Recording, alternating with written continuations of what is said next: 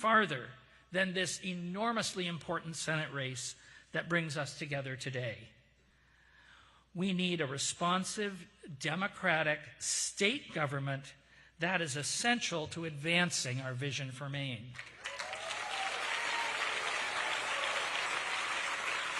We need Hannah Pingree as our governor.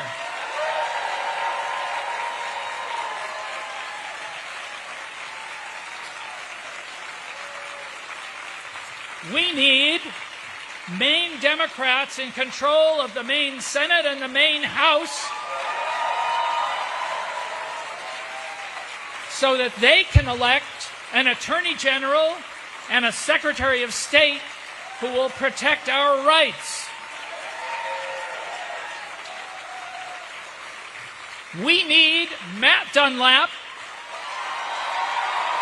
We need Shelley Pingree in the House of Representatives to join our new senator to stop the Trump regime.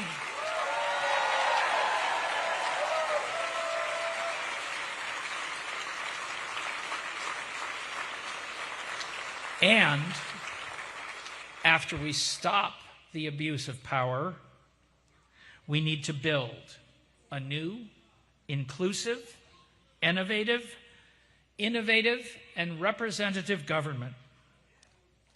Please hold all these objectives in your hearts as we complete today's task and then buckle down for the next 100 days together.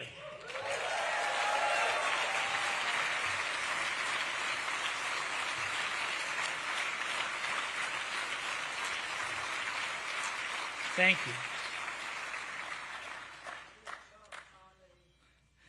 Under Section 7.3 of the call, I am appointing Wayne Kinney to serve as parliamentarian of the convention, who will advise the chair on all questions of parliamentary procedure. Moving right on from 7.3 to 7.4, I have appointed a tellers committee to count and certify the results of each ballot. The tellers committee consists of Carl Pease, Laura Fogelman, Ina Demers, Dylan Murray, and Robert Wake.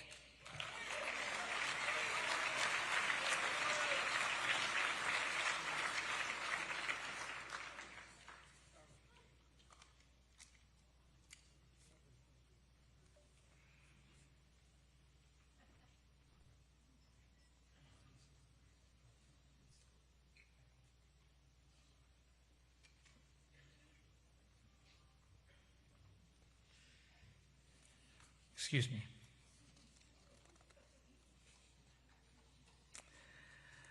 We now proceed, I think. Hold on. We now proceed to candidate presentations. The executive director has certified the following candidates as eligible for consideration under Section 8.2 of the call. Troy Jackson,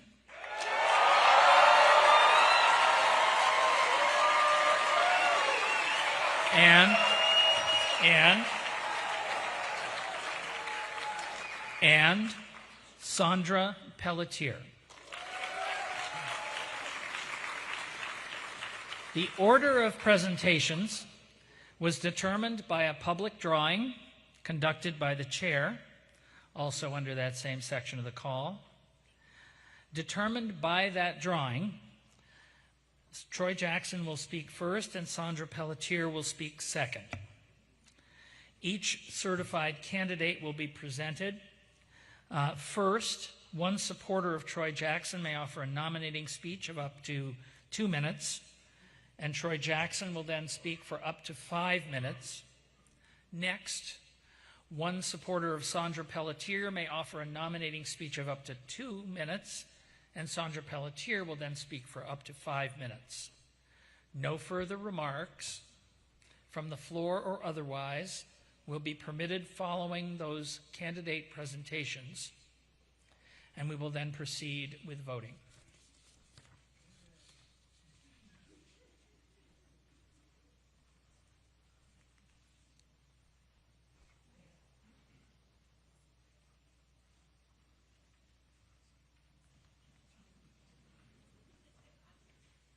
Please welcome the Honorable Charlotte Warren.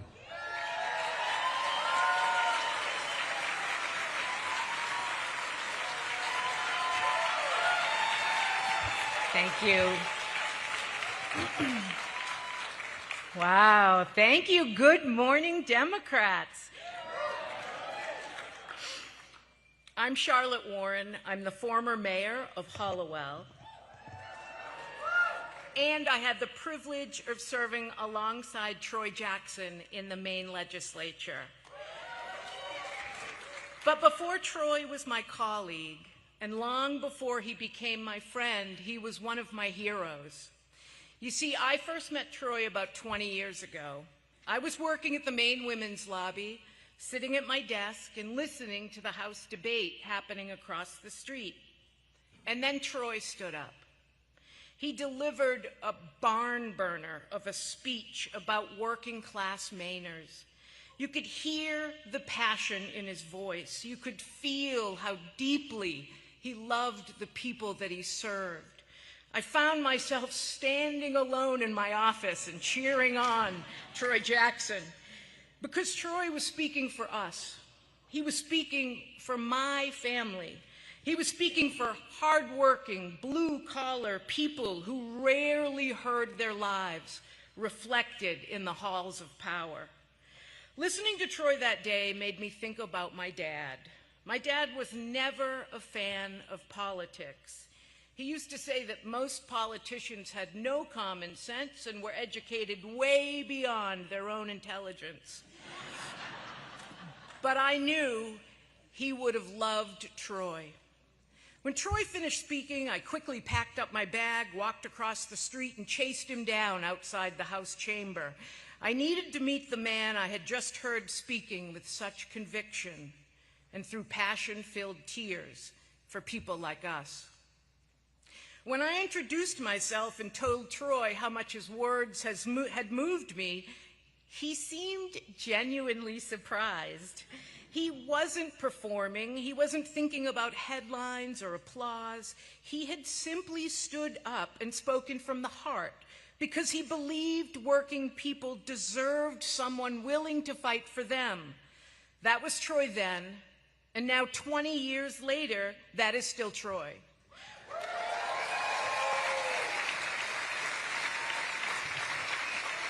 And over the years, I have watched Troy turn that passion into results. He fought to provide free school meals for Maine children, right? Yeah. He worked to lower the cost of prescription drugs. He defended abortion rights and stood with LGBTQ Mainers. And he fought to fully recognize tribal sovereignty. And as black and brown Mainers have been targeted indiscriminately by ICE, Troy has stood in the streets alongside people demanding justice. Now, I want to tell you right now that Troy and I have not always agreed. We are both very passionate people. We both fight very hard for what we believe. And yes, sometimes we've fought one another. But here is what I've learned about Troy in these moments. He listens, he works through disagreements, and when the fight is over, he gets back to work for what he believes in with the people he believes in.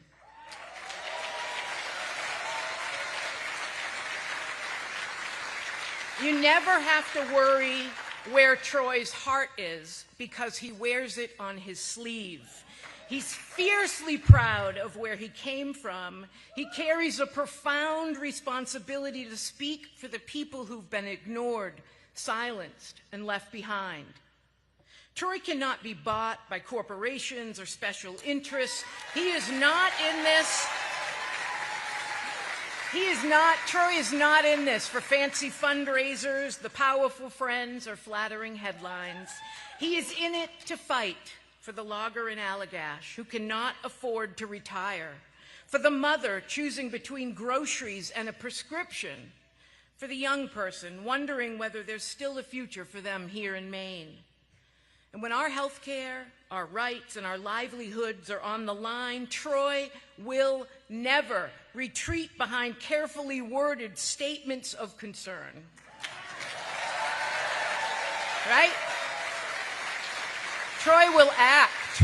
For nearly 3 decades, Susan Collins has perfected the art of sounding concerned while voting against the people of Maine. She expressed concern and then voted to confirm Brett Kavanaugh, helping to put our reproductive rights in jeopardy. She expressed concern and then voted to give ICE billions more as its agents terrorized our communities, and an ICE operation took the life of our neighbor. She expressed concern as corporations grew richer, health care grew more expensive, and working families were left to carry the burden. Maine does not need another 6 years of concern. We need conviction. We need courage. We need a senator who remembers who sent him there and who will never forget which side he is on. More than 20 years ago, I walked across the street because I needed to meet the man I had just heard fighting for people like us, and today I am proud to call him my colleague. I'm honored to call him my friend, and I cannot wait to call him our United States Senator. So Democrats, please join me in welcoming the next senator from the great state of Maine, Troy Jackson!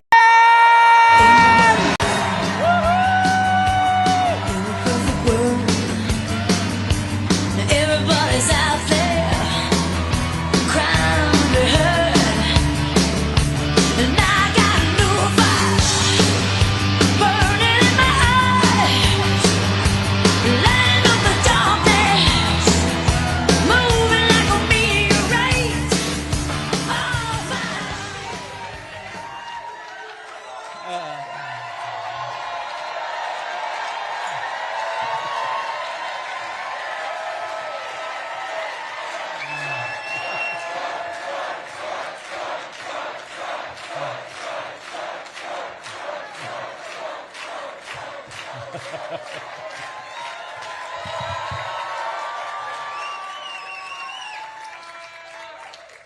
Well, good morning, Maine Democrats, brothers and sisters.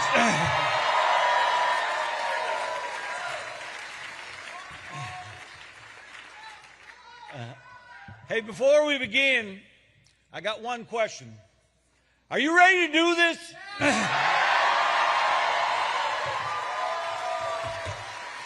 Hey, what a week this has been. You know, it's just been a matter of days since people across Maine made thousands of calls, sent thousands of texts, and drove hours to county meetings, stepped forward to serve as delegates. You know, you organized person by person, town by town, county by county, and today, all 16 counties have come together under one roof. And I want to thank my family, my friends that are standing with me. I want to thank every delegate, every volunteer, every union member.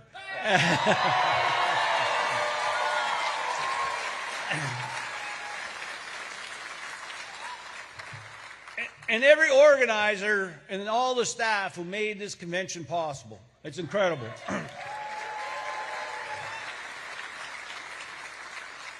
And I also really want to thank every candidate who stepped forward during an extraordinary moment for our party.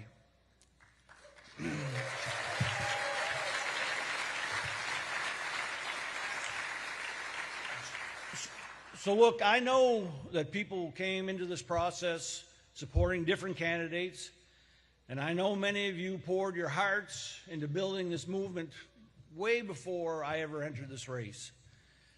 But the hope that you built never belonged to any one campaign. It belongs to every Mainer who knows that health care is a human right.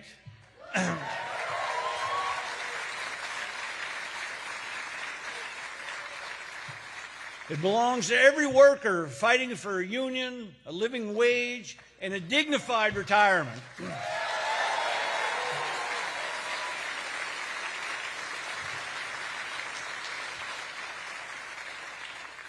And it belongs to every woman determined to control her own body and her own future.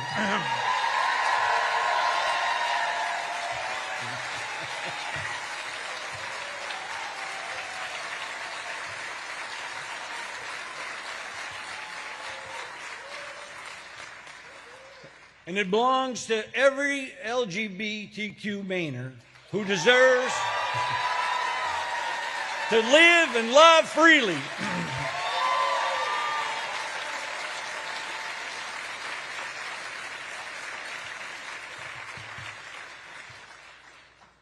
And it belongs to every person who's working more and more for less and less, while billionaires and corporations cut the line in front of them. That is the movement that we are here to carry forward.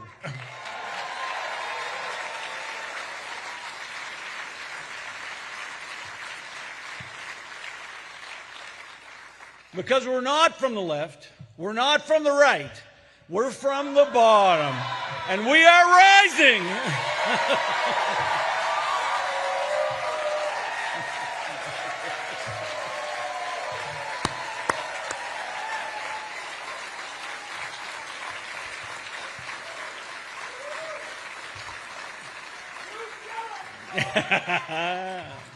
Jimmy. So look, I mean, you'd have to know me all my life, but I never imagined that I would stand before you asking to become Maine's nominee for the United States Senate. That was certainly something I never dreamed about when I was a kid. You know, I mean, what I did dream about and what I am proud is I am a fifth-generation logger from Allagash. And I went into the woods right after high school. All of us, I was no different. I'm nothing special, but we worked long days and long weeks with no health insurance and no benefits, and the same as today. Then we watched our jobs disappear or get depressed wages, and working people being treated like they were just disposable, just a commodity to be used up. And I didn't get involved in politics because I wanted a title. I got involved because the people that I worked beside were getting screwed. And no one in power seemed to care about that. You know, we filed complaints, we followed the rules, and we asked people in power, like Susan Collins, to listen. And they wouldn't. So we organized. We stood together, we blockaded the border, and we forced them to pay attention.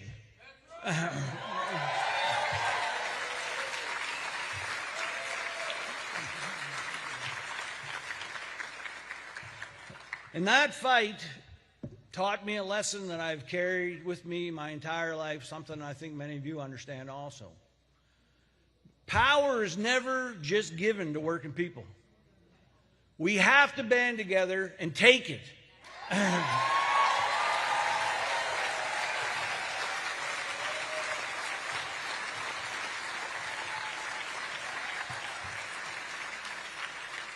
And when the people in power refuse to listen, well, you have to organize. You have to stand together in solidarity together. And you have to make them listen. And that's how we took on the companies exploiting Maine loggers, and it's how we're going to take on Susan Collins.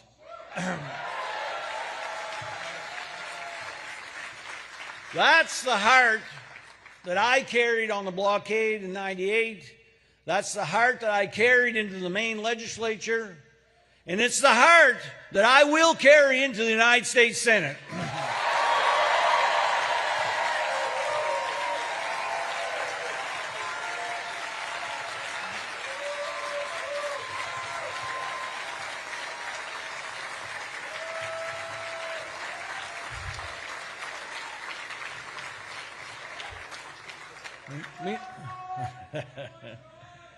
I mean, this is no secret. This room knows it. But working people are getting crushed in this country. Groceries cost too damn much. Housing is out of reach. And people are literally cutting their pills in half to make them last longer. And they're skipping doctor's appointments because they can't make it any other way. Parents are working 2 or 3 jobs and still falling behind. And meanwhile, the billionaires and corporations rigging this economy keep getting richer. And Susan Collins has done every damn thing that they asked for.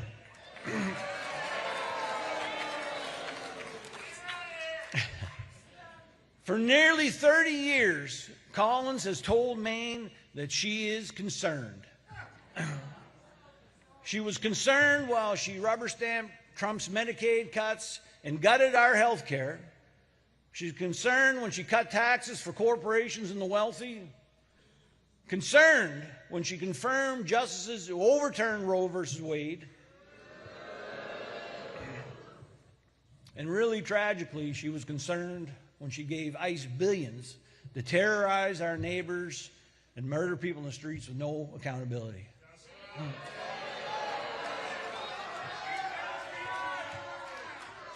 But concern does not lower the cost of groceries or gas.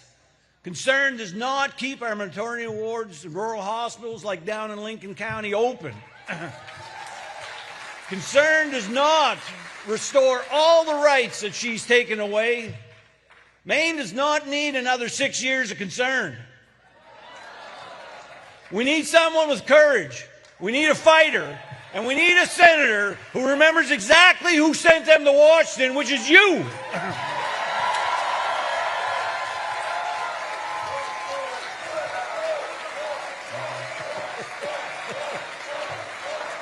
So let me ask you, are you ready to make health care right? Are you ready to take on corporate greed and the billionaires trying to buy this election?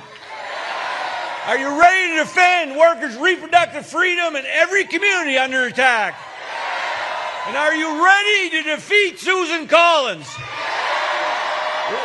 Well, then let's unite this party. Let's build the largest working class movement Maine has ever seen, and let's win this fight. I humbly ask for your vote. Thank you, and God bless.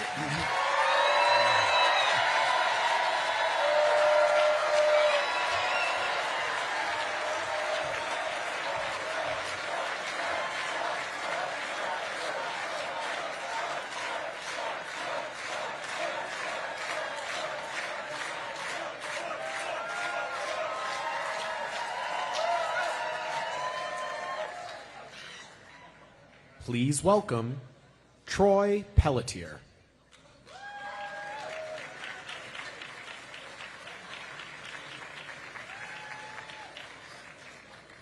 Good morning, everyone. Nice to see everybody. My name is Troy Pelletier. I'm from Caribou, Maine. I'm a nurse. I work on a day-to-day basis with patients that are addicted to drugs and alcohol. We provide them with a medication called buprenorphine.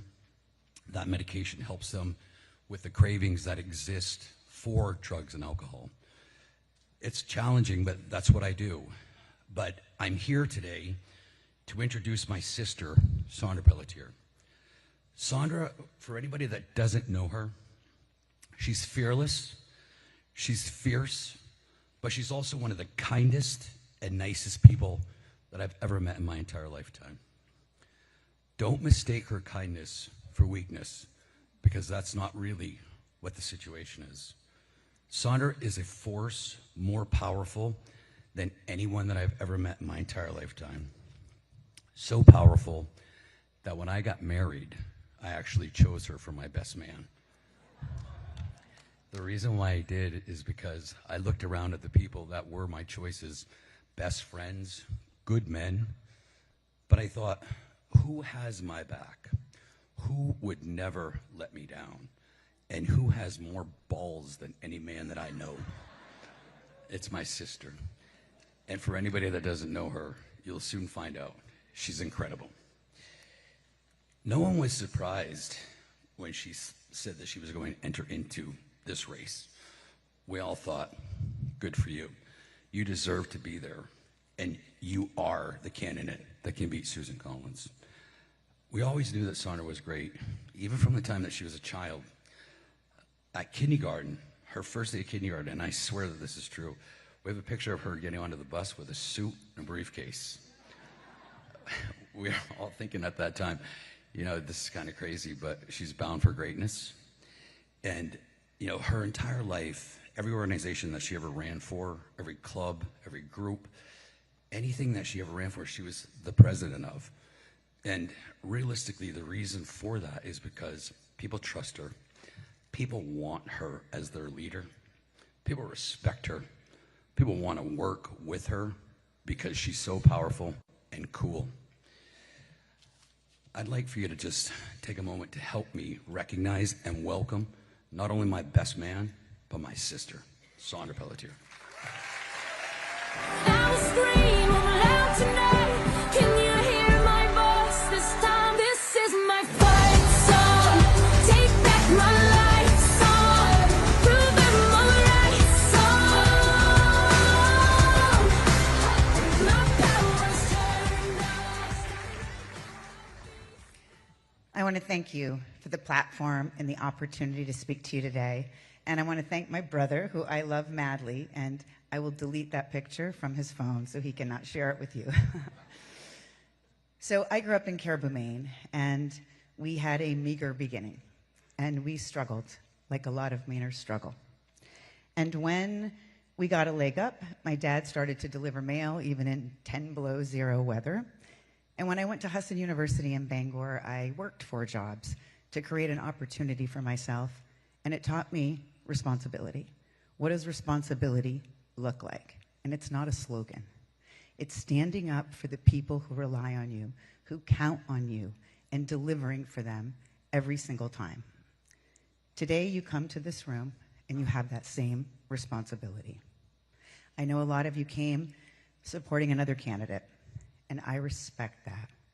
But today, you have the freedom to make an independent choice. Today, your responsibility is to select the candidate that can beat Susan Collins, so we finally have a Democrat as our U.S. Senator. Yeah. For 30 years, Susan has won again and again and again by staying in the middle, by calling her opponents so left. She's even convinced some Democratic women that she's in the center and they could trust her. That trust has been broken. Susan's rhetoric does not align with her results. Susan Collins repeatedly sided with Donald Trump. She voted to keep the Epstein files silent. I'm with you. And she voted in Kavanaugh that overturned Roe versus Wade. There are no laws that control men's bodies, and women deserve that same dignity.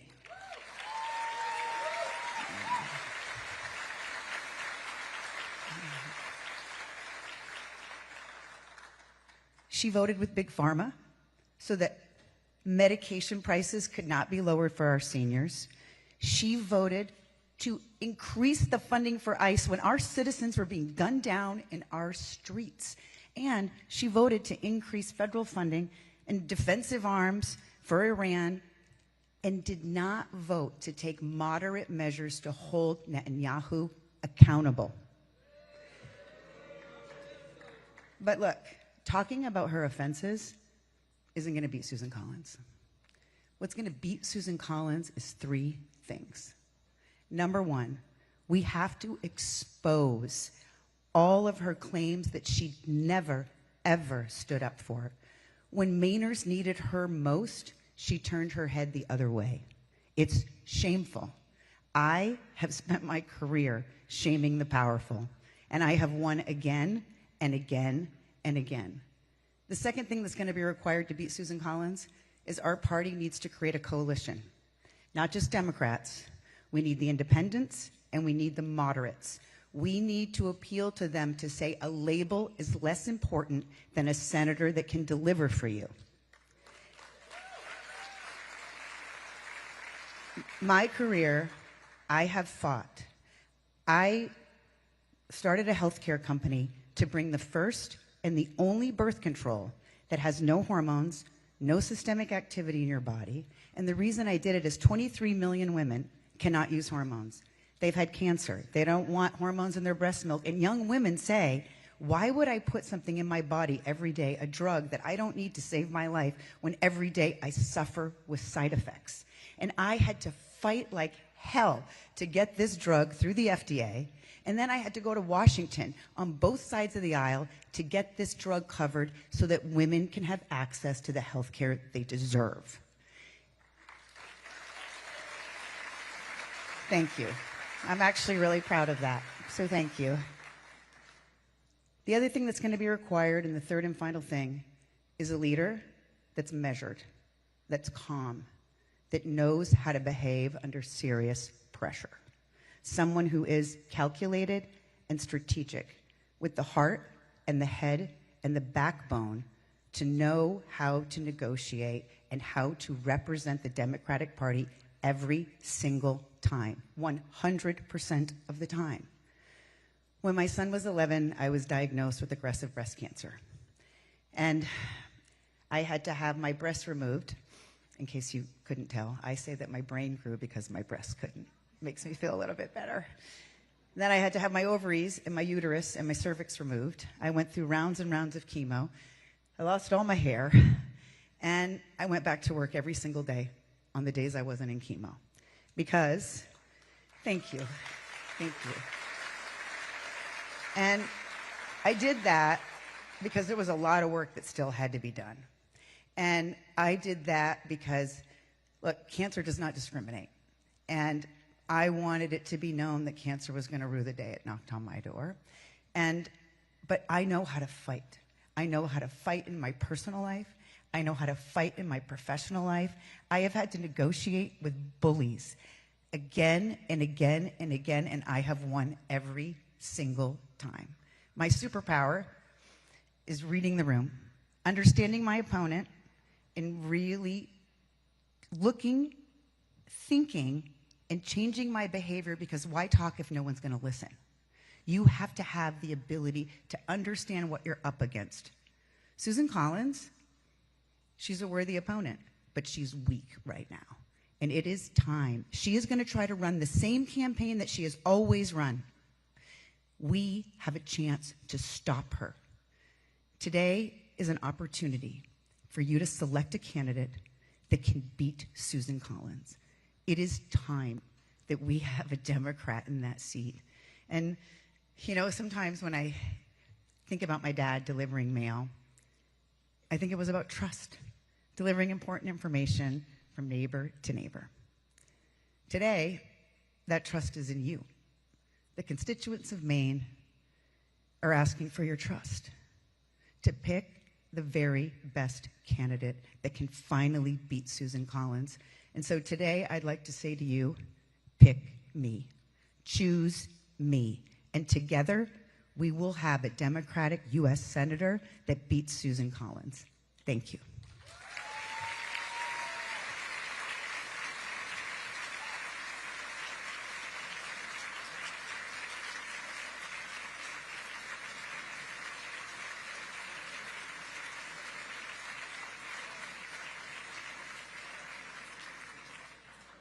Please welcome back to the stage MDP Chair Charlie Dingman.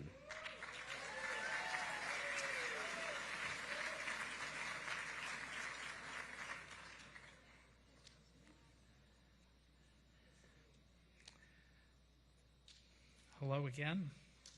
We will now proceed to balloting.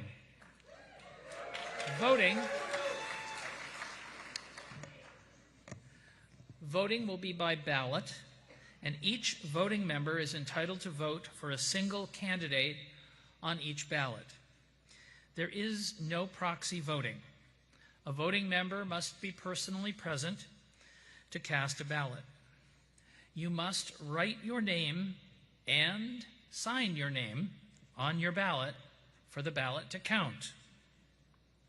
The candidate who receives the majority of votes cast by present and voting members shall be declared the winner pursuant to Article 10 of the call. After the ballots are counted, a representative of the Tellers Committee will report the total votes for each candidate to me, and I will announce the results to this convention. Each candidate has the right to designate one observer to be present at the counting of each ballot.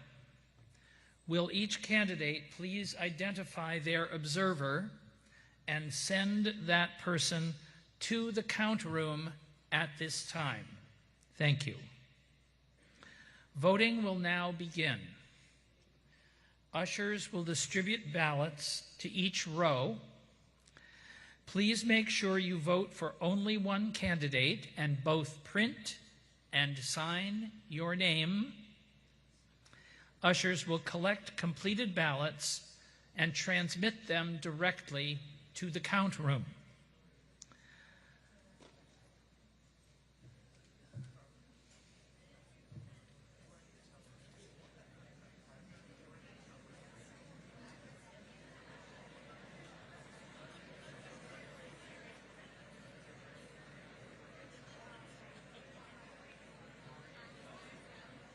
Pardon?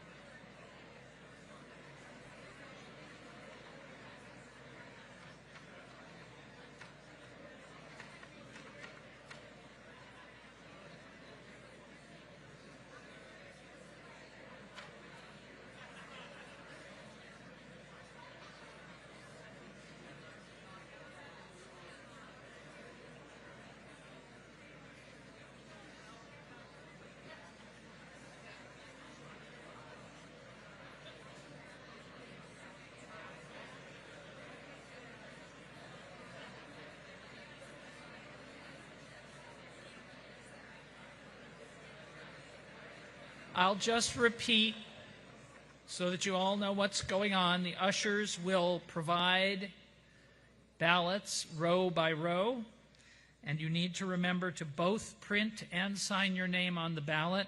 The ushers will collect the ballots and take them directly to the count room. And I'm going to once again remind the candidates to be sure they have their observers in the count room for this process. Thank you.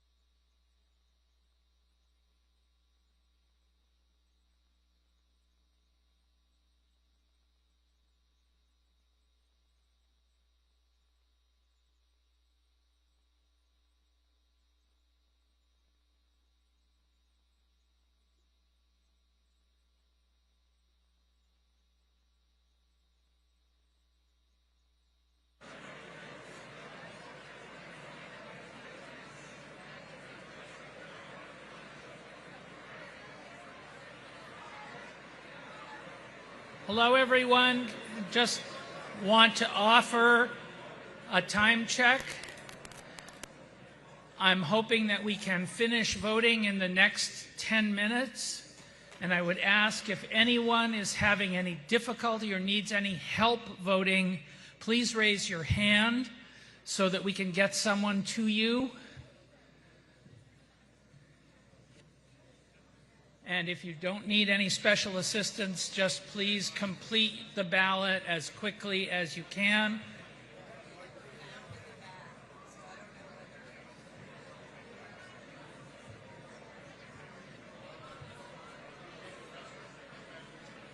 Pardon?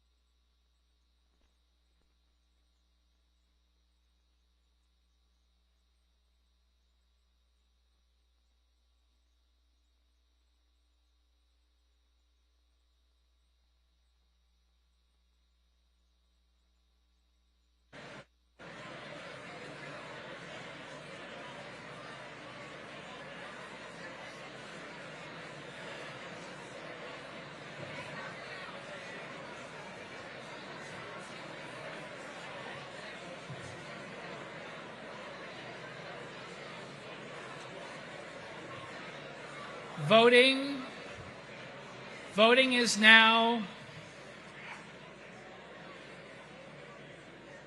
we'll give it 30 seconds. Voting is closing.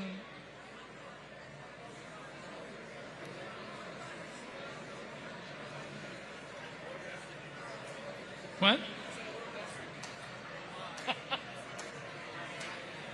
Voting has closed.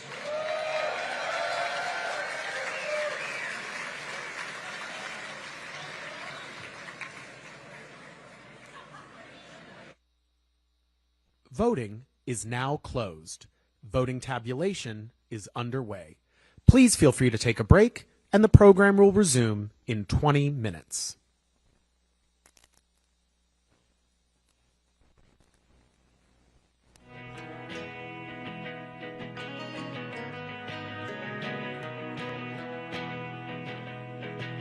I can't recall the last time that we talked about anything but looking out for calls. We got cigarette burns in the same side of our hands. We ain't friends, we're just morons. We broke skin in the same spot. But I've never seen you take a turn that wide. And I'm high enough to still care if I die. So I tried to read the thoughts that you worked overtime to start. You said fuck off, and I said nothing for a while. You know I think about you all the time, and my deep misunderstanding of your life.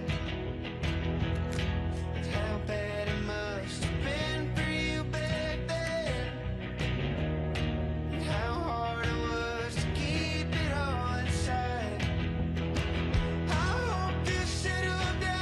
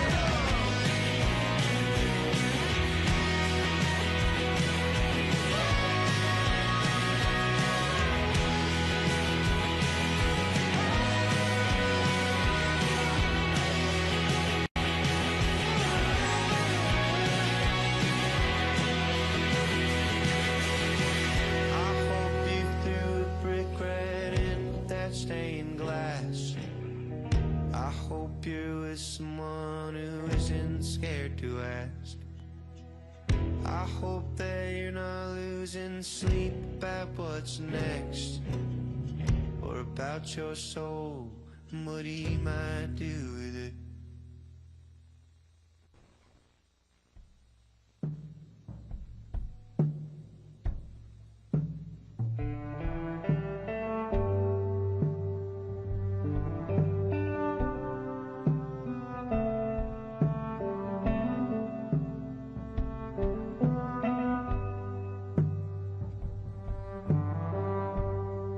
Got color in your cheeks.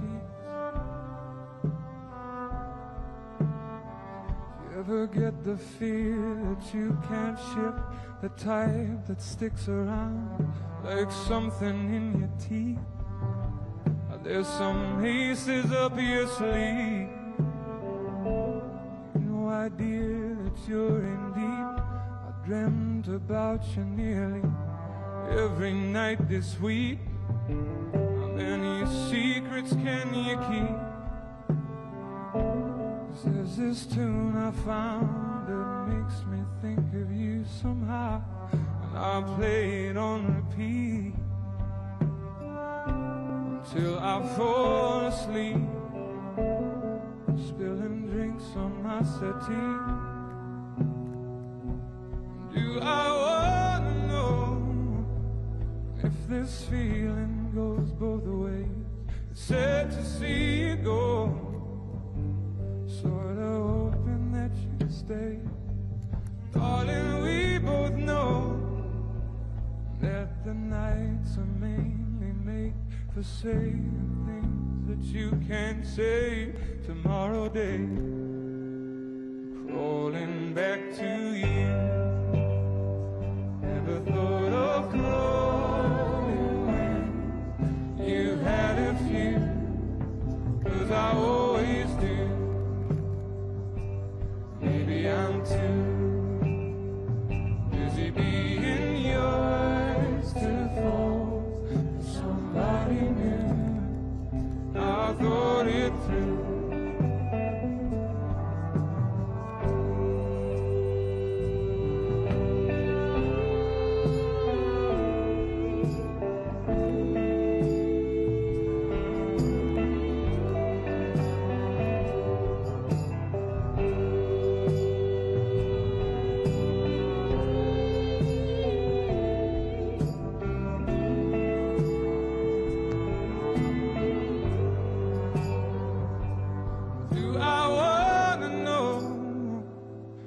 This feeling goes both ways.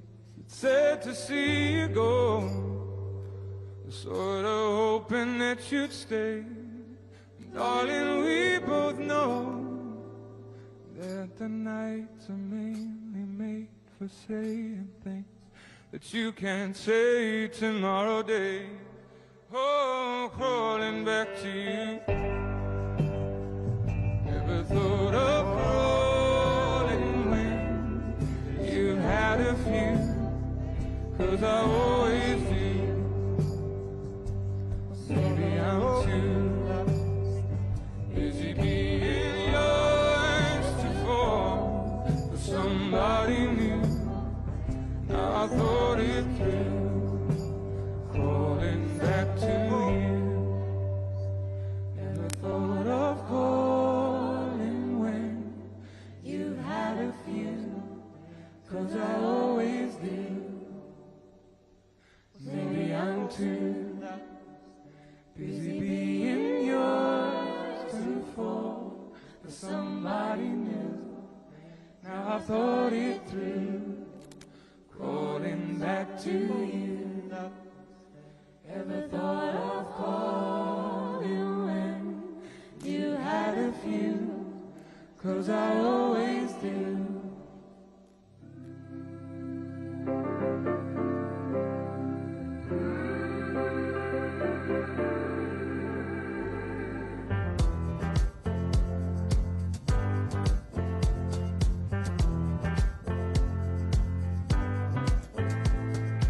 Okay, love you, but I didn't mean to pick a fight. But oh well, note to self, 4 pints in your you're someone else. If you can't see my mirrors, then I can't see you. So don't say you won't forgive me, 'cause you always do. At least you say you do. It's funny how when it's upside down, I push through, I just put up with you. I just love seeing all these Democrats in one place. This is fantastic. I'm just here to give you a 10-minute warning that our program will resume in approximately 10 minutes. Thank you. Walking tall, doing your best to make me feel small. If you can't see my mirrors, then I can't see you. So don't say you won't forgive me, 'cause you always do. At least you say you do. It's funny how when it's upside down, I push through, I just put up with you. Okay, love you, bye. Okay, love you, bye.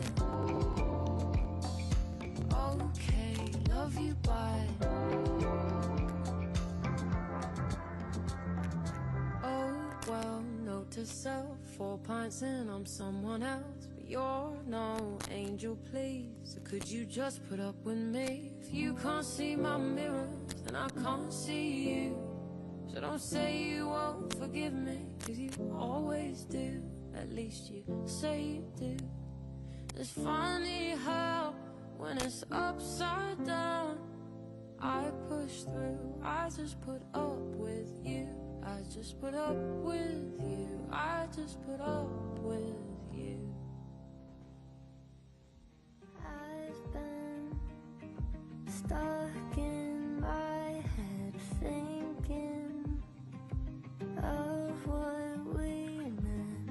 And if you could see me like this, I'd want you to know that just because I miss you doesn't mean I want you back. And just because I almost called don't mean I wish I had. And just because I felt like dying when you left out of the blue, it doesn't mean I wanna be with anyone like you. I'm sure fate simply played its course. I couldn't have stayed yours. I deserve much more, but I can't help from hurting. I guess I'm still learning. Just because I miss you doesn't mean I want you back. And just because I almost called don't mean I wish I had. And just because I felt like dying when you left out of the blue, it doesn't mean I wanna be with anyone like you. Just because you said it doesn't mean that it was real. And just because you're sorry now, it doesn't mean I've healed from letting you take almost all of me until you had enough. Looking back, it only means you hurt me. You hurt me just because.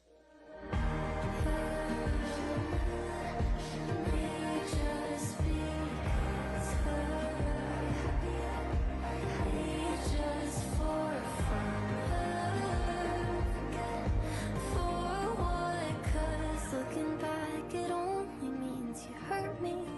You hurt me just because.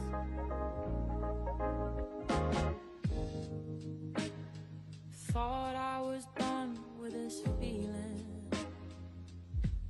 Really thought you could be him. Thought I was safe.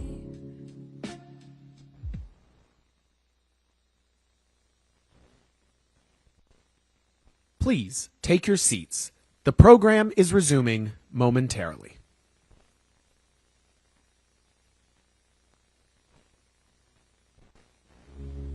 You're all the same, yeah. It's too much to miss.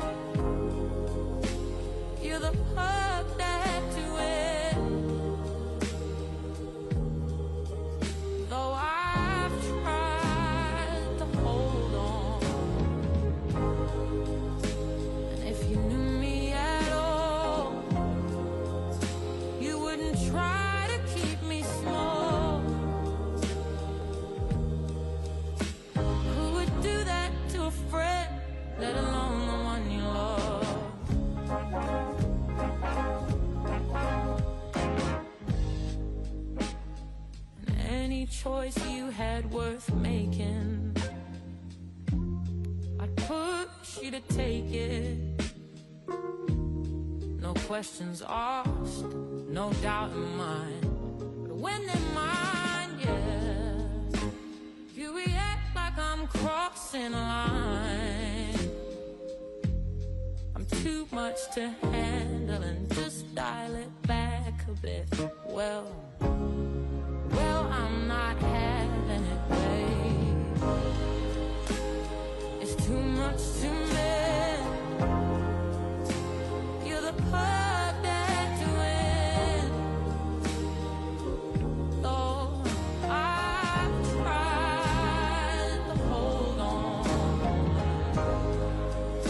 And if you knew me at all, you wouldn't try to keep me small. A reminder for all delegates to please take their seats so that we can resume the proceedings. Thank you.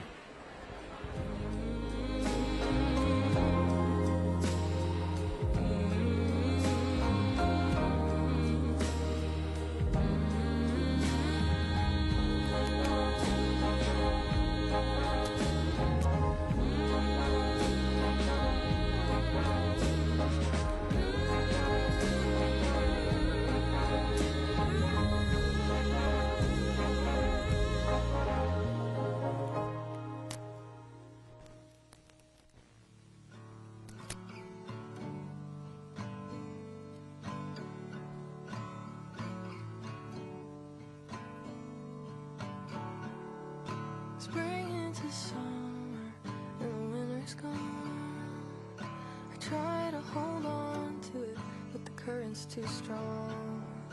Somebody finds me in the state I am. Love you like I mean it when I know I can.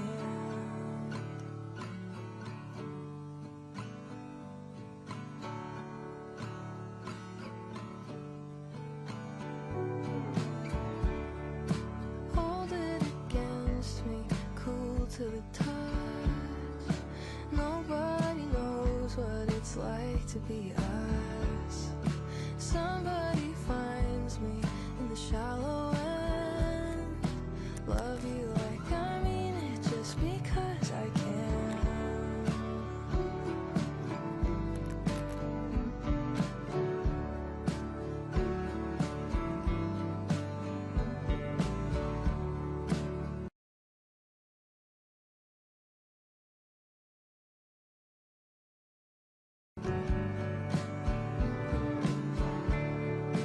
Bridge over water, I'm jumping on. Taking a picture of all the people close to us. Head below the surface, almost never certain of the truth. I'm always, forever running back to you. Running back to you. Running back to you. You're always gonna be someone that I want. We have too many years between us. If I could jump into the past, I'd only change one thing.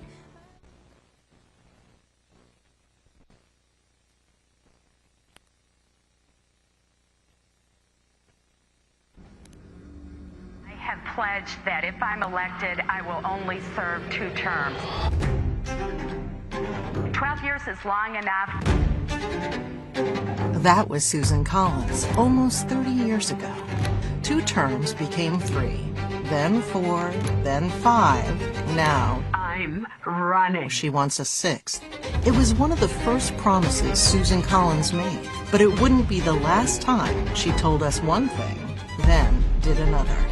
When Donald Trump threatens our freedoms, our health care, and our democracy, Susan Collins says she's concerned. I'm very concerned. Very concerned. Concerned. But when Trump needs her vote, Susan Collins keeps falling in line 96% of the time.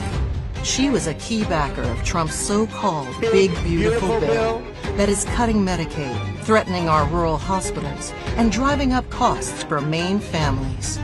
Tens of thousands of Mainers are now seeing double, even triple what they were previously paying for premiums. Collins voted to give Trump's ICE billions more in funding.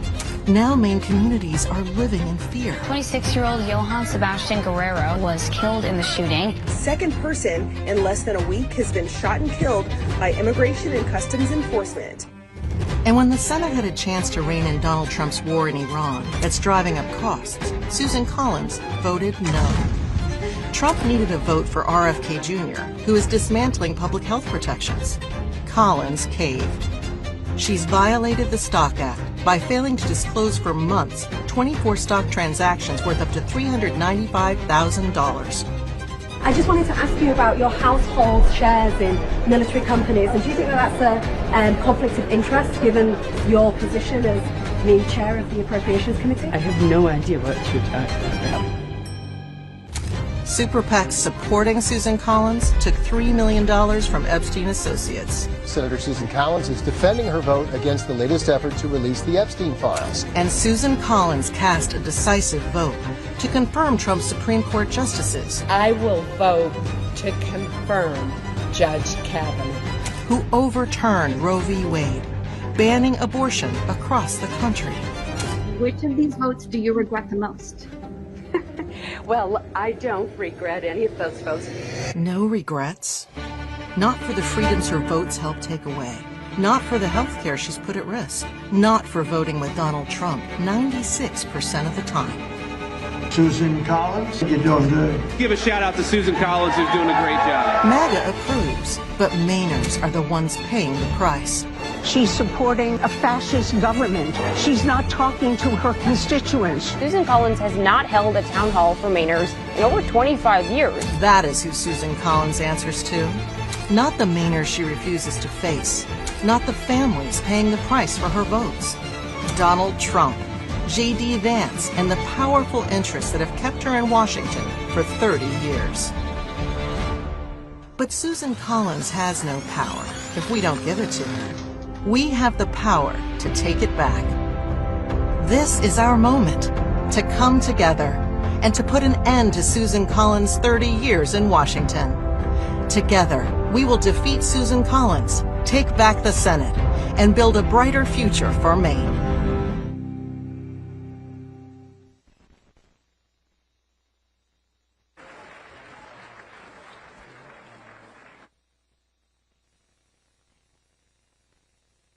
Please welcome MDP Executive Director Devin Murphy Anderson. Can we go back? This is the moment. Tonight is the night. We'll fight till it's over. So we put our hands up like the ceiling can't hold us. Like the ceiling can't hold us. Can we go back? This is the moment. Tonight is the night. We'll fight. What is up, Maine Democrats? Who is ready to beat Susan Collins on November 3rd? What an incredibly special day to be a Mainer, and what a great day to be a Democrat. I want to start by thanking every single delegate, every volunteer, every county committee chair, every staff member, every candidate, and every single Democrat who helped make today possible.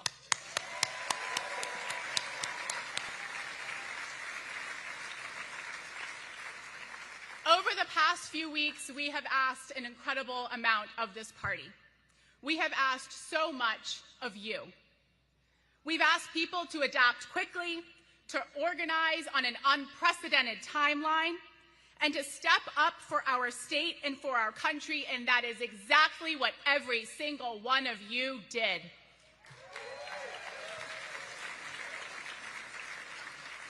It is because of you that the best of our state and the best of our party, our grit, our tenacity, our kindness, our integrity, has been shining through as hope for Mainers and Americans in every single corner of our state and our country.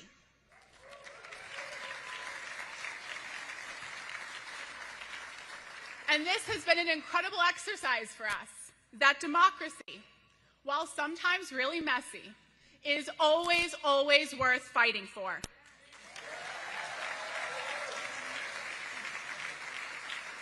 And that doing what is right, even though sometimes that's not the easiest path, doing what is right is what us Maine Democrats will choose every damn time.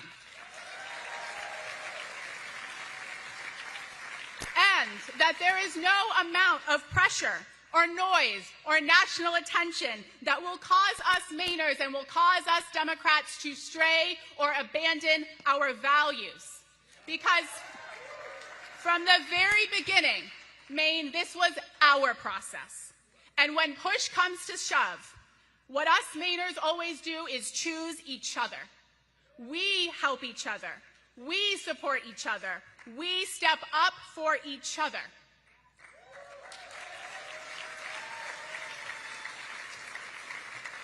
And it just so happens that this time that we were living out our values, we did it with the world watching, so thank you.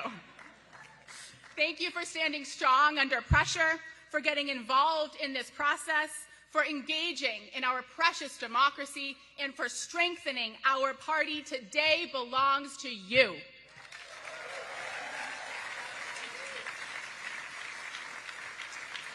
I am so incredibly proud of what we have built together, but today is not just about looking backward. Today is also about what comes next. Because while we are gathered here today, there is a new father in our state taking on yet another job to help make ends meet. There is a grandmother who, after spending her entire life working, just lost her SNAP benefits. There is a small business struggling to survive under the crushing Trump tariffs. And there is a new Maine family who is terrified to send their babies to school and to drive to work for fear of being snatched off of our streets or murdered in broad daylight by masked federal agents that are a part of Trump's rogue police force.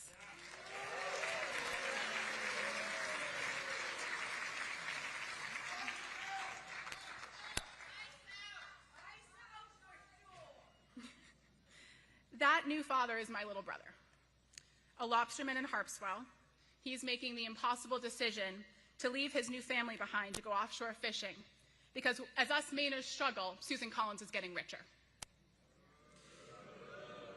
And that grandmother is my yaya, and she is losing her SNAP benefits because of Susan Collins' vote to advance Trump's budget bill. And that small business is my aunt and uncle's welding business in Cundy's Harbor that is crushed by Trump's steel tariffs that Susan Collins supported and voted for. And those immigrant parents, well, they are all of our neighbors. And they are living in fear because Susan Collins stood with Trump and voted to hand ICE a blank check to continue to fund the terrorization of our communities. They are why we are here today. Our communities and our neighbors and our families and our friends deserve better than Susan Collins.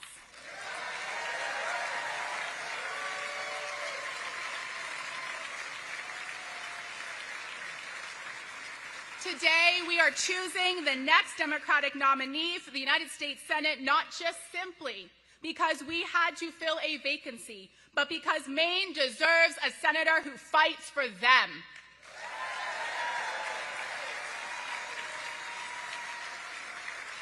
Someone who will prioritize working families in the same way that Susan Collins prioritizes her corporate billionaire donors. And we deserve someone who will protect our reproductive freedom, not Susan Collins, who strips it away with, her words, no regrets.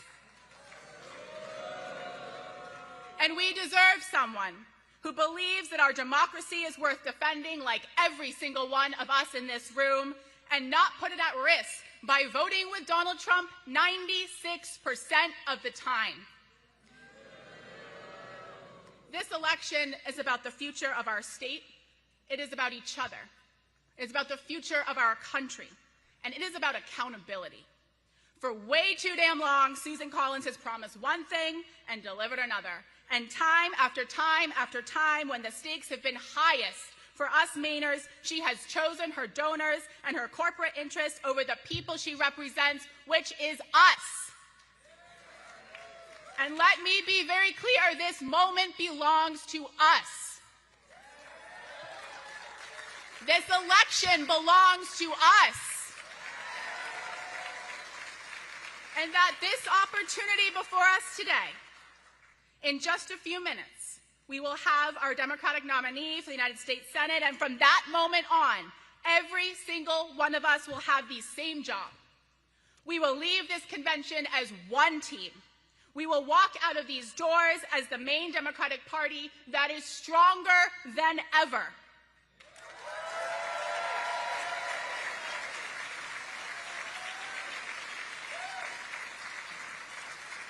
Because defeating Susan Collins is bigger than just one campaign, and it is bigger than just one person.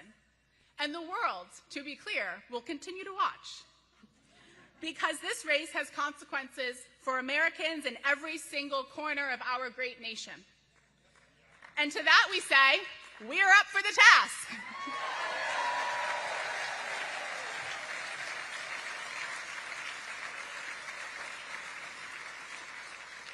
Because as the world also now knows, us Mainers are fighters, and we lead with integrity and kindness, and our eye has never once left the ball. And that North Star is to beat Susan Collins in November.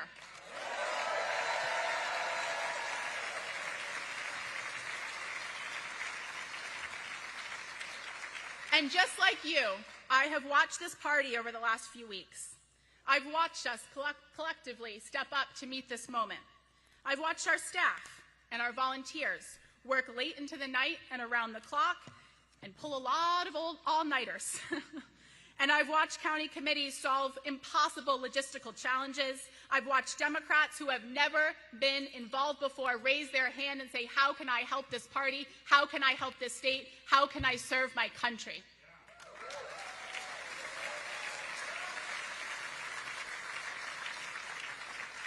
And the people in this room and the people that are watching, what our message is to you is that this energy is real. This commitment to this race and this fight is real. The momentum is real. Our grassroots are real. And if we carry it forward from this convention into every single community across our great state, we will be unstoppable.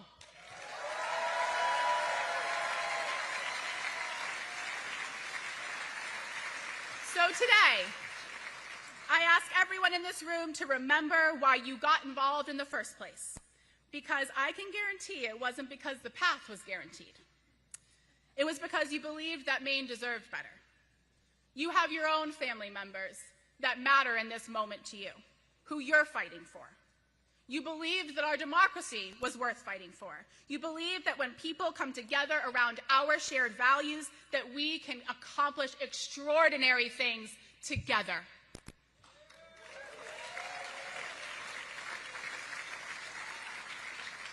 And that is what today represents. Not the end of a process, but the beginning of real change. So, let's leave here united. Let's leave here energized. Let's leave here ready to do the work. Let's leave here ready to win. And let's finally retire Susan Collins by electing the next Democratic United States Senator from Maine. Thank you, Maine. Thank you, Democrats. Now let's go win this thing.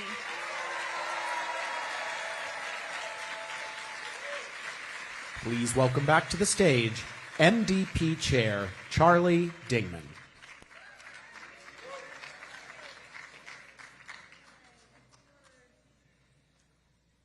Good morning again. It's still morning. The Tellers Committee has certified the final vote to me. I have it here. And to the Secretary, pursuant to Section 10.7 of the call.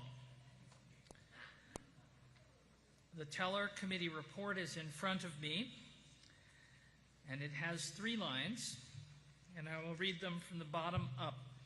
You should all be proud of yourselves. The number of invalid ballots is 0.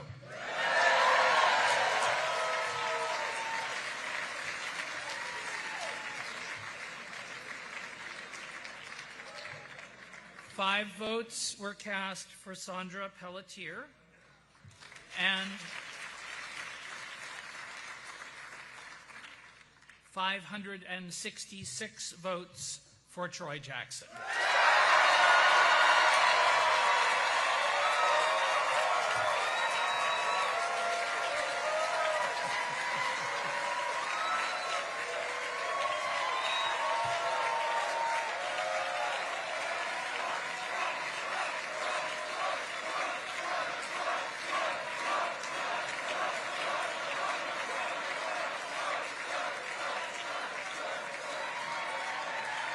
Now, if I may have your attention for a couple more minutes, I'm sorry.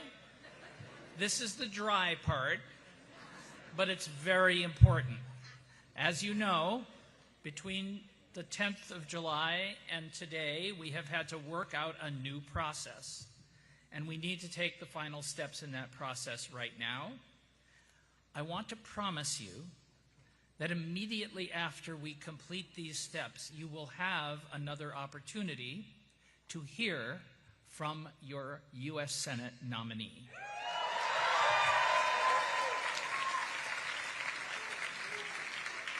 So please don't leave after the gavel.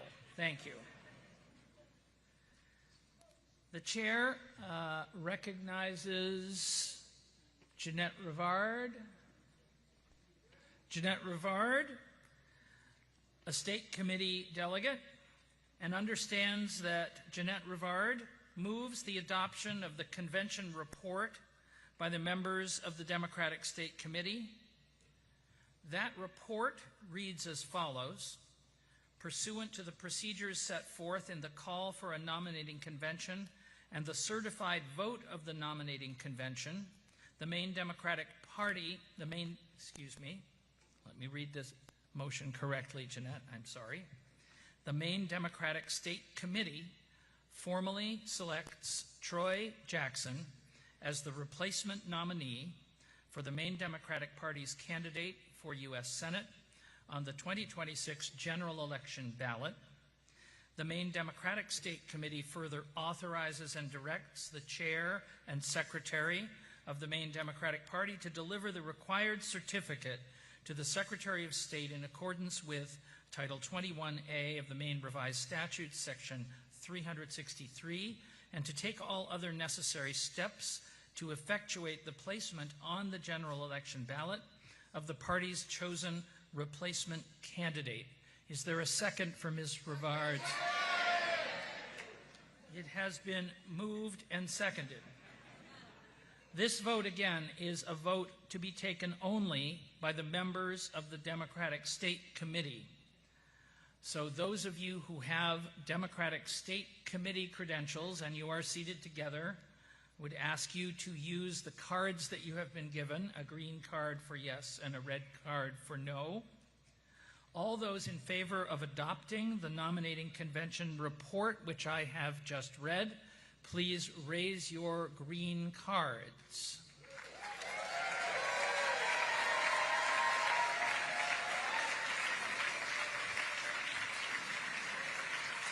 Thank you. And those opposed, please raise your red cards. The green cards have it. The motion carries.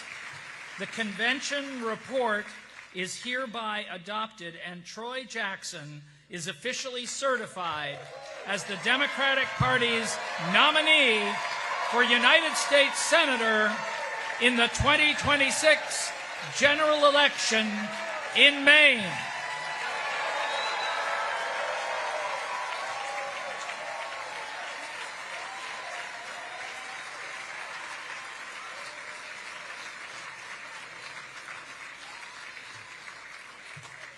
There being no other business necessary to conduct this convention, we are now ready to adjourn.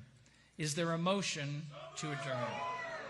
It has been moved and seconded. All those in favor say aye. Aye. And those opposed, no. This convention is adjourned.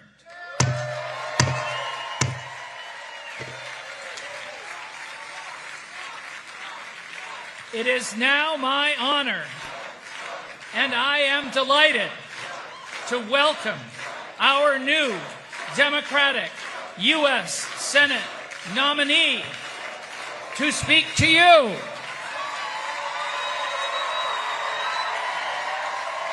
We've been robbed of so many things in this world by the people who control it.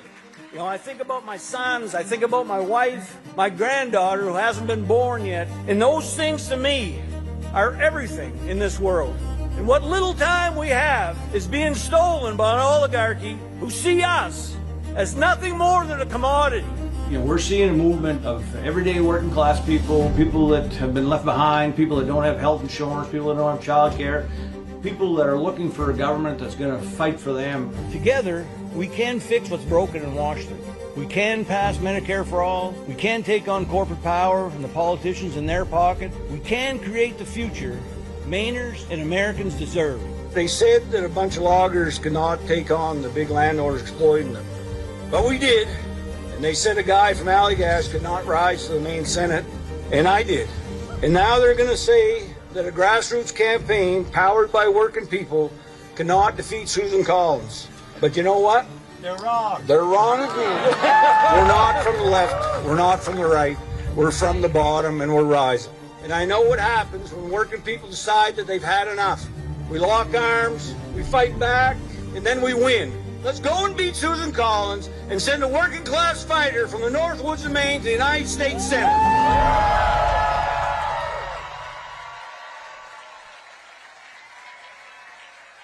Please welcome your Democratic nominee for United States Senate, Troy Jackson. If I get too close, then I'm not how you was. Forgive my northern attitude, oh, I was raised out in the cold. If the sun don't rise till the summertime, forgive my northern attitude, oh, I was raised on the line.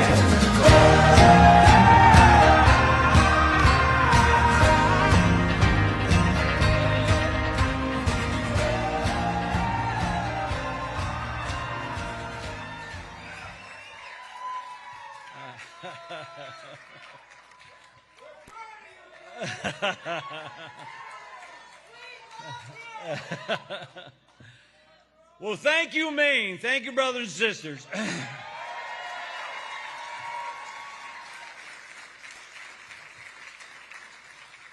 And thank you to the delegates who placed their faith and their trust in me, the volunteers and the organizers who built this campaign, my family that I can't, thank enough,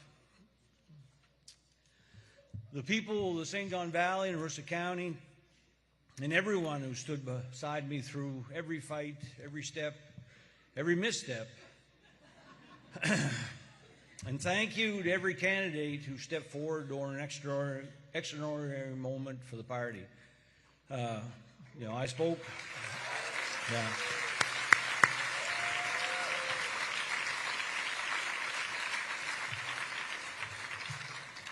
I just spoke with Sandra out back, and Sandra is all in on trying to make this happen. Yeah, and I really appreciate it.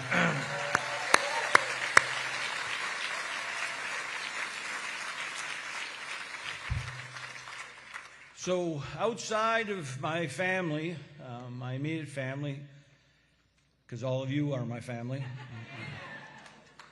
outside of them, this is the absolute honor of my life to accept the Democratic nomination for the U.S. Senate.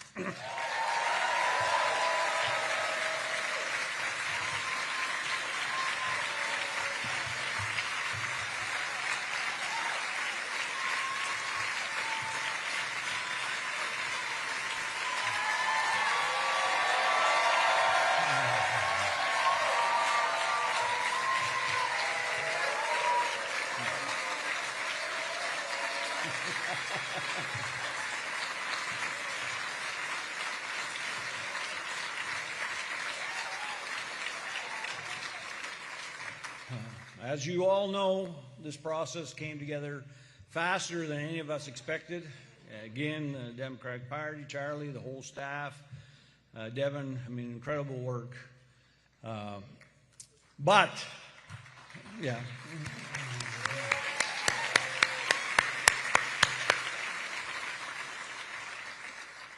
But this is important. You know, the movement represented in this room did not just begin 2 weeks ago. You know, whether you supported me from the beginning, supported another candidate, or are still deciding what you think of this fifth-generation logger from Allagash,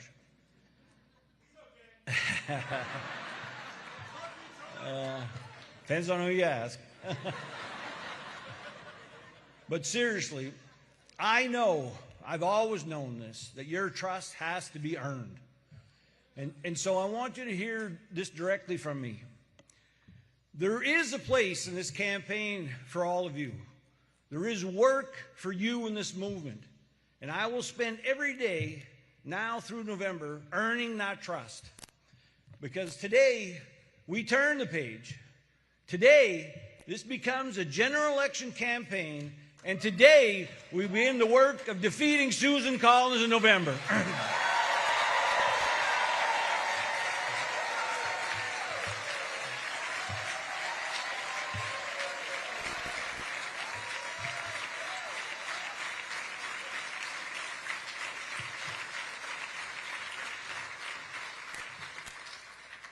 So you all have heard this before, but I grew up in Allagash in a family of loggers, and I went to work in the woods after high school and spent years doing dangerous work for long hours and most of the time without health insurance.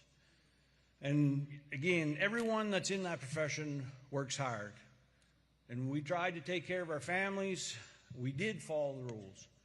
But the harder we worked, the more that the companies took from us. And that literally was their mantra. We'll make you more productive so we can cut your rate. And the further behind that we would fall. And when we spoke up, nobody listened. You know, they wanted us, they expected us to accept that. You know, just keep your head down. You know, be grateful to little scraps that you're given. And you know, we weren't. You know, and that's why we got together and organized, and why we stood together, and why we ended up having to blockade the border. And we made them listen to the real reality of what was going on. And that fight opened my eyes. It changed my life. I mean, I went from somebody that didn't want to get out of line, was told not to get out of line, to where now I understand that you have to get out of line because the people in power are keeping us there. And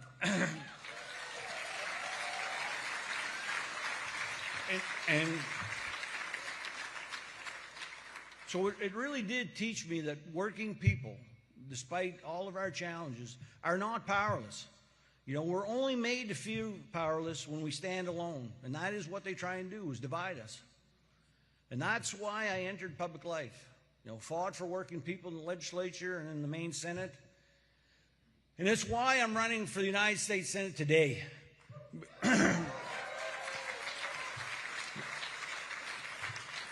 Because the same thing that happened to us as loggers that I work beside is happening all across the state and all across this country to working people. You know, working people are in their sights all the time.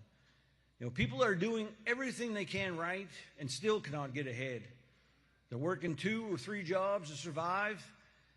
And this is important too. It's something I've tried to talk about for the past couple months, and something I don't know if I can actually articulate, but we're losing what little time we have with our families. You know, I spend all my time trying to catch up for a life lost with my kids. And I see it, you know, with people everywhere. You know, they've made it so hard that we're always chasing something to try and put it all together, and our families suffer. You know, they always do. And you know, trying to fight for the things that make your life worth living, to me, is the greatest thing that any of us can do.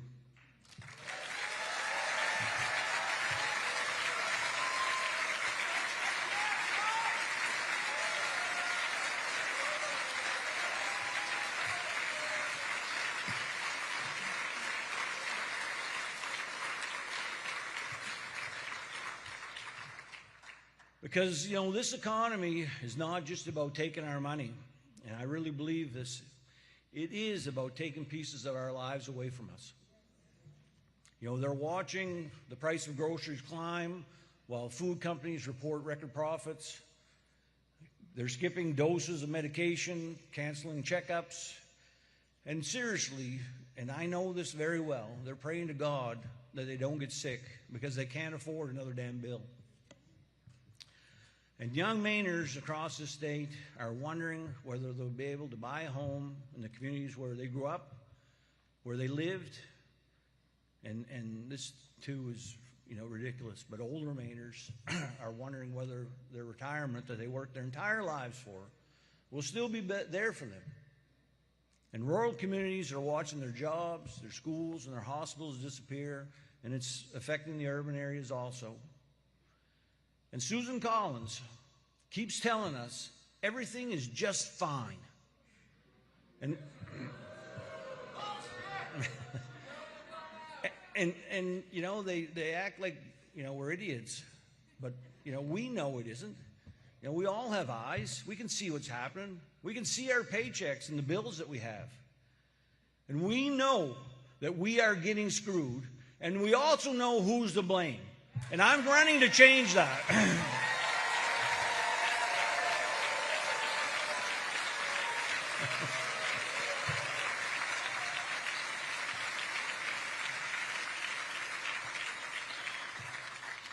So I am running to pass Medicare for all.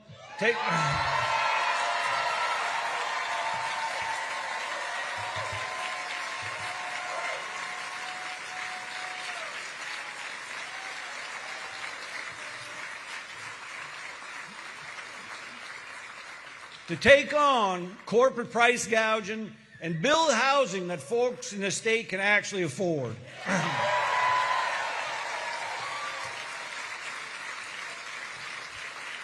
And I'm running to protect Social Security and Medicare. They're not going to touch that. And give every worker the freedom to organize a union without intimidation or retaliation.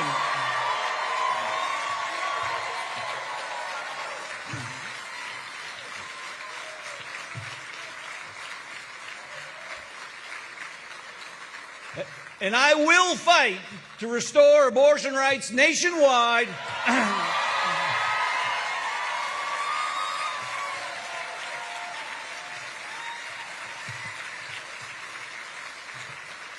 I'm going to stand shoulder to shoulder with our LGBTQ Mainers and stand up to Donald Trump and ICE when they attack our workers, terrorize our neighbors, and threaten the freedoms generations of us fought to secure.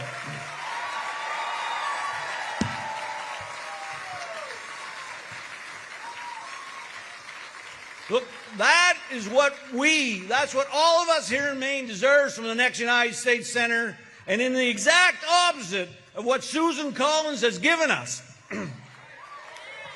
Susan Collins promised she would only serve 2 terms. She made that promise in the fall of 1996. In that same fall, my father and I were watching work dry up in the logging industry.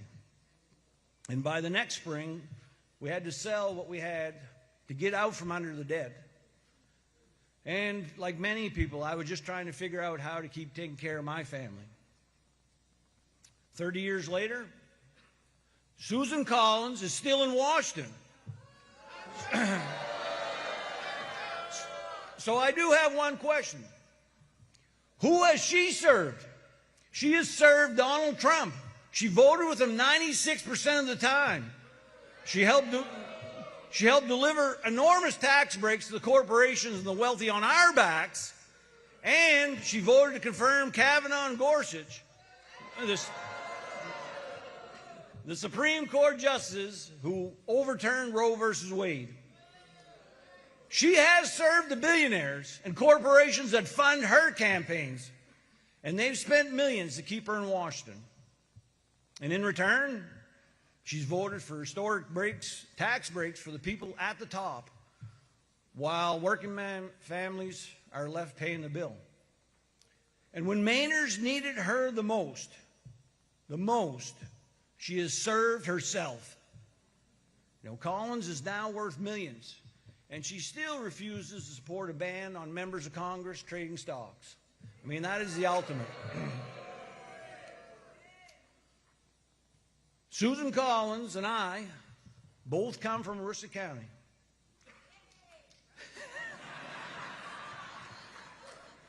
I thought Aroostook was over here.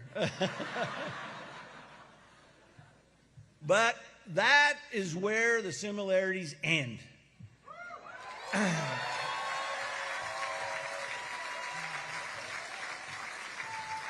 Because I've always known, I know now, I'll know tomorrow exactly who I work for. After 30 years in Washington, she definitely seems that she's forgotten. For 30 years, she's told us that she's concerned. But look, concern is not courage. And what she says in Maine does not erase what she does down in Washington.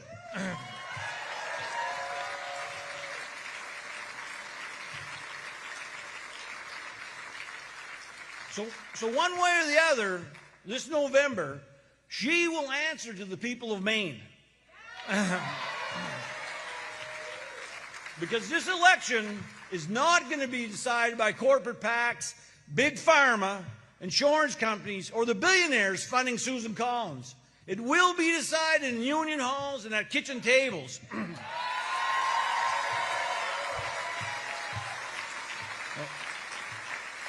It's going to be decided out on those front porches in conversations between neighbors and communities that have been ignored or taken for granted for far too long.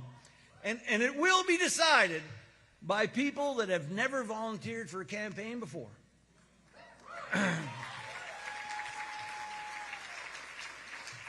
Because they know, we know it in our soul that we cannot afford 6 more years of the same thing.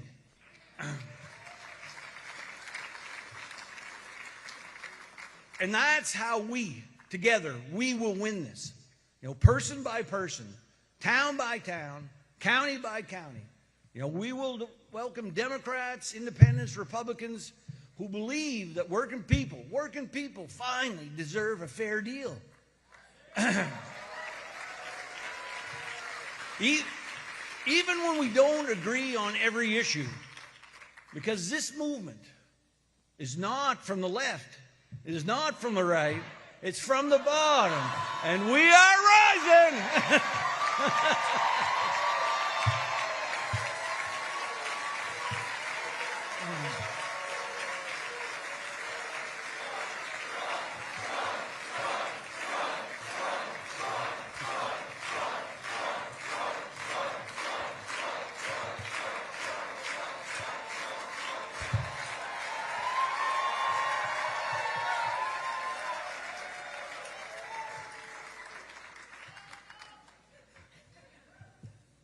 Susan wants us to believe that she is unbeatable. Here's what I have to say about that. You know, I've spent my entire life, many of you, being told that people like us are not supposed to have power. You know, they told us that a bunch of loggers could not take on the companies exploiting us. But we did. And they said a guy from Allagash could never lead the Maine Senate or stand up to the special interests. But I did.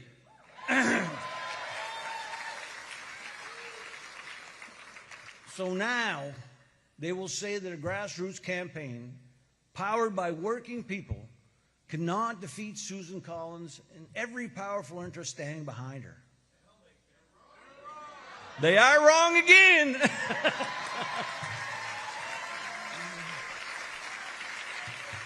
Because we can together, shoulder to shoulder, we can defeat Susan Collins, and we can take back that Senate seat. And we can build a government that finally works for working Mainers, not the power brokers who write the biggest checks anymore.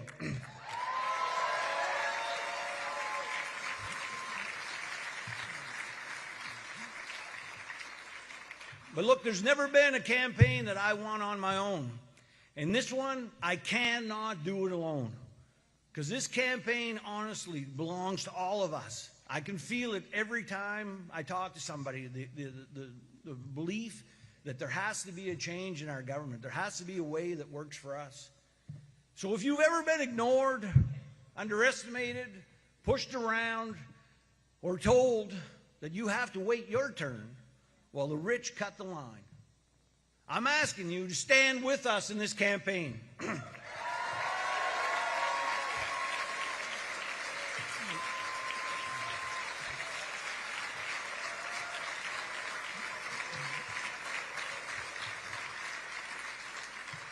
If you believe in your heart that health care is a right, stand with us.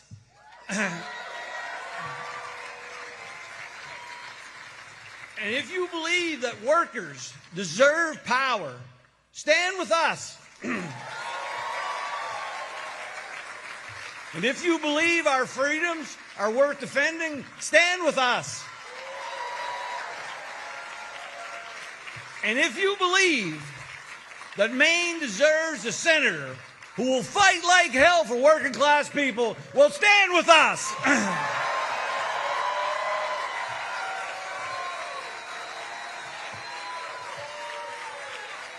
We have a party to unite, we have a movement to build, and we have a senator to defeat. And together, we are going to win.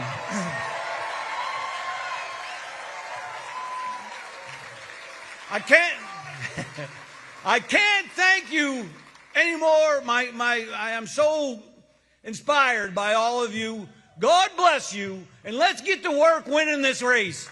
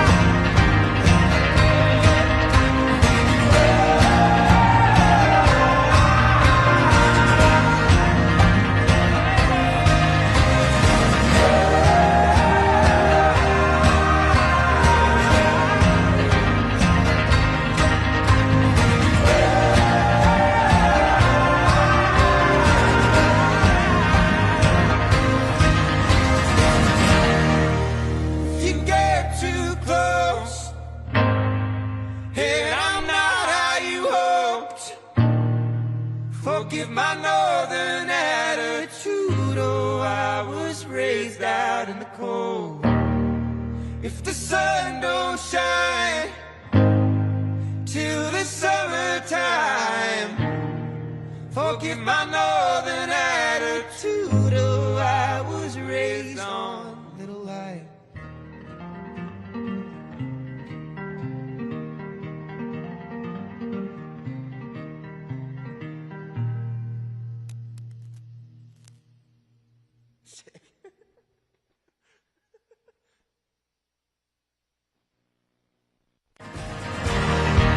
If I get too close, then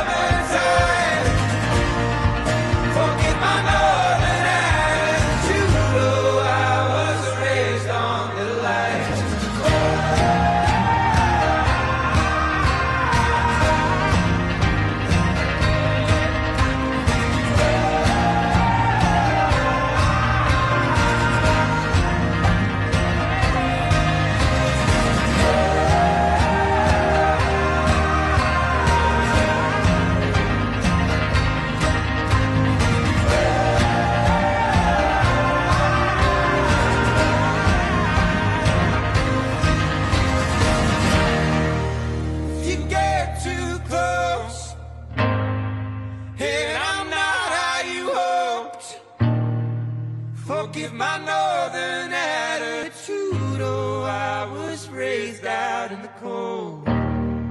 If the sun don't shine till the summertime, forgive my northern attitude. Oh, I was raised on little light.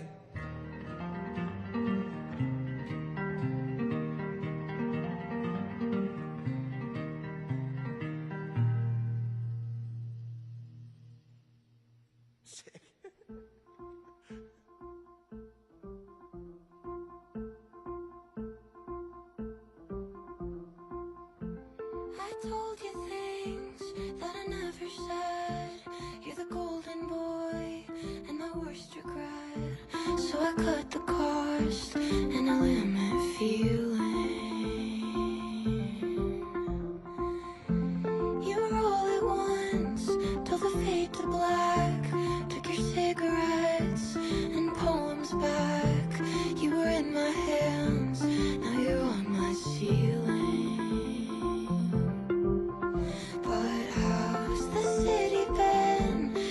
Recognized at the local bar by the drunken guys and the starlit girls. They claw for pieces. Do you give a few? Do you like that? Do you freak out or get sad? Do you go home or am I reaching?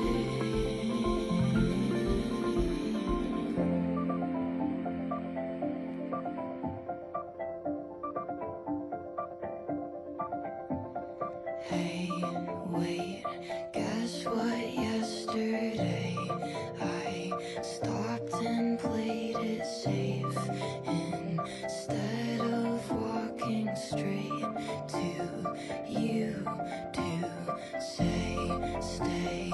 Never mind, okay, don't mean it. Plus you've changed, not much but just enough to throw away.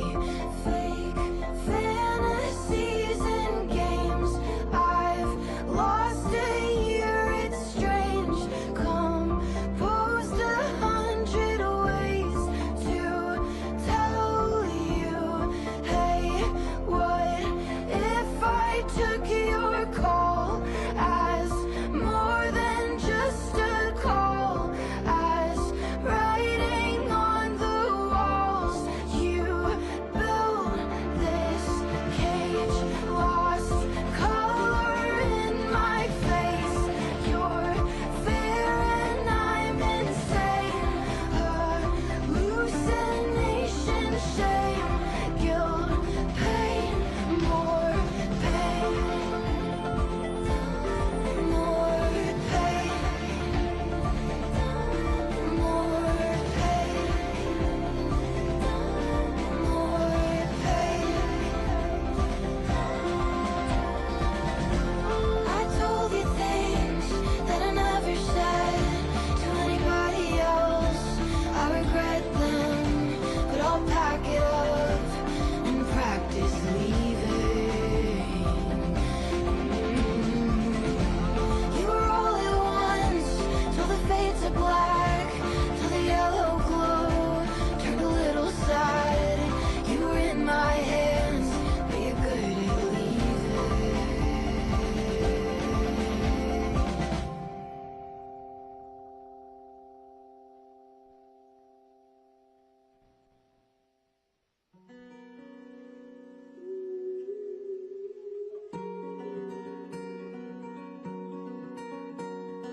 I've been overthinking.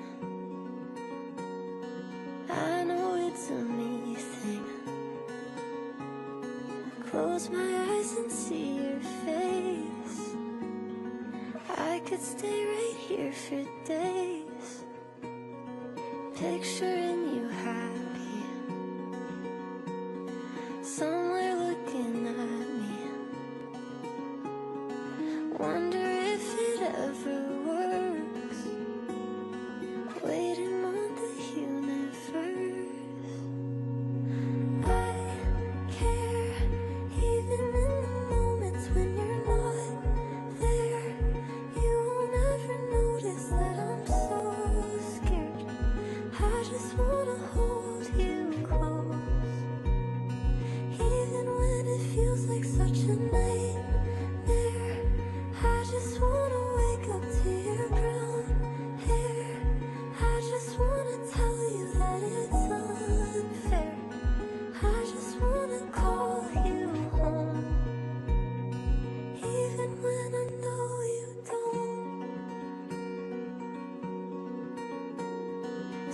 stuck inside a feeling.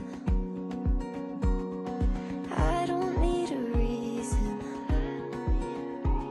I guess it kinda makes me sad whenever anybody asks about the way it ended.